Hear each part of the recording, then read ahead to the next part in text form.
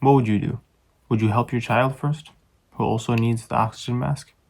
Or would you help yourself? The truth is, sometimes helping yourself is the only way that you can help others. So for some time now, I used to think about how I could help other people. So for a while, I would just wake up and think, how can I help someone today? What I noticed is that when I would do this, it wouldn't get me too far, and I wouldn't be able to help too many people by the end of it because it wasn't specific enough. And whenever I asked myself, how can I help someone today? My mind would wander to many different ways. I can do different things, and I think I would get more lost in the details rather than focusing on how I can actually help the people around me and the society that I live in.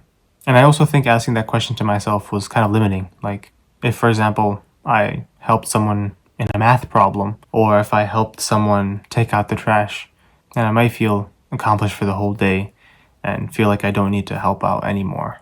I think instead, most of us should think about how we can, instead of specifically helping others around us, how we can help ourselves first. And I'll explain what I mean. A mentor of mine used to use this example of gold. When you're mining in coal mines and you end up finding gold, usually it has a bunch of other rocks attached to it, maybe different minerals as well that are around it.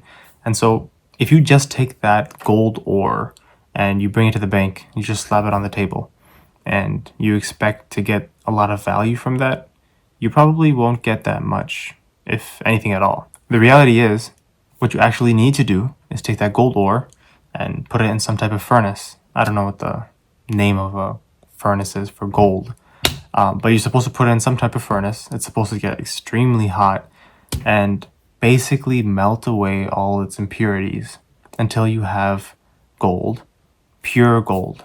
This teacher of mine used this example to describe how we can be with our own souls. Now, we don't have to put our own hearts and our own souls in furnaces, luckily, but similar to the severity and the intensity of the heat in a furnace, a lot of times we have to go through sacrifices in life and going against our own wishes and our own desires to refine and purify ourselves.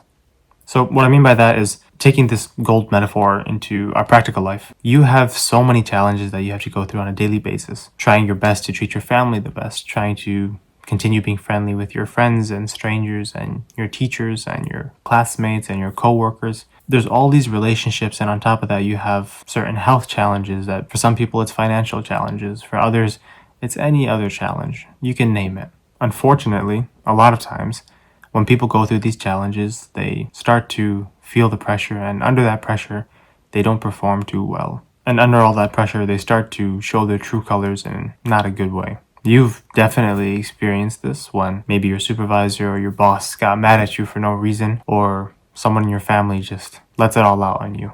This could also happen when someone very intentionally cuts you off in traffic, or if someone just decides to be extremely rude to you for some random reason.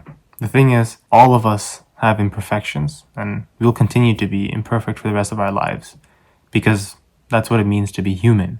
But we can continue and try every single day to be more and more purified like that pure gold is. And why do we even want to be like the attributes of pure gold in the first place? When you have pure gold versus just gold ore, pure gold, especially in its bar form, it's much more strong. Especially in its bar form, it's much stronger. It's much more resilient. It's much more heat resistance.